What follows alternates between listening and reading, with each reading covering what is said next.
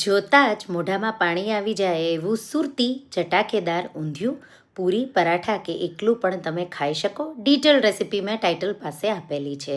સૌથી પહેલાં મૂઠિયા માટે જુવાનો લોટ, બેસન, રવો, મેથી સાથે આદુ, મરચાં, મીઠું, તલ ઉમેરી દઈશું, અજમો ઉમેરીશું, ગળપણ, તેલ અને સાથે થોડા મસાલા, હળદર, લાલ મરચું, ધાણા જીરું, સાથે હિંગ, જીરું, સાથે લીલા ધાણા, વરિયાળી અને ગરમ મસાલો ઉમેરી મિક્સ કરી થોડો સ્ટીફ એવો લોટ બાંધી આવા મૂઠિયા વાળી લઈશું. મીડિયમ ફ્લેમ પર આપણે એને ક્રિસ્પી થાય એ રીતે તળી લેવાના છે. હવે અહીંયા મેં વેજીટેબલ રેડી કર્યા છે. તો દાણા અલગ રાખીશું, વેજીટેબલ અલગ રાખીશું. તો અહીંયા સુરતી પાપડી, તુવેર દાણા, લીલા વટાણા, લીલું લસણ, શાકભાજીમાં રતાળું, શક્કરિયું, સાથે કાચું કેળું, બટેટા અને રીંગણ લેશું. રીંગણને સ્લીટ કરી મીઠાવાળા પાણીમાં રાખીશું. સાથે શક્કરિયાના પણ પીસીસ કરી લઈશું અને બટેટાને વચ્ચેથી સ્લીટ કરી લઈશું. એ જ રીતે કાચા કેળાને પણ સ્લીટ કરી રેડી કરી લઈશું. પછી આપણે બધાને પાણીમાં જ રાખીશું. હવે સ્ટફિંગ મસાલા માટે ફ્રેશ કોકોનટ, આદુ, મરચાં, લસણ સ્વાદ પ્રમાણે, સાથે લીલા ધાણા, શીંગ અને તલ ઉમેરી અધકચરું એવું આપણે એને વાટી લઈશું. એમાં મીઠું, ગળપણ અને ઊંધિયાનો મસાલો કે ગરમ મસાલો ઉમેરી બધું મિક્સ કરી દઈશું.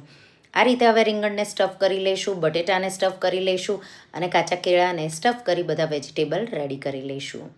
હવે કુકરમાં 5થી 6 ટેબલ સ્પૂન જેટલું તેલ ગરમ કરી એમાં અજમો સાથે હિંગ ઉમેરી દઈશું.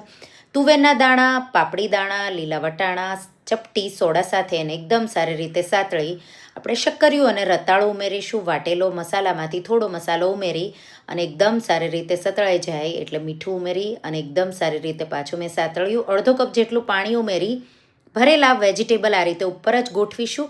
ઢાંકણ ઢાંકી 2 વિસલ કરી લઈશું. 2 વિસલ થાય અને પ્રેશર નીકળે એટલે ઉપરથી આપણે બધા વેજીટેબલ લઈ લઈશું ભરેલા છે એ, અને બીજા વેજીટેબલ આપણે કુકરમાં જ રહેવા દઈશું.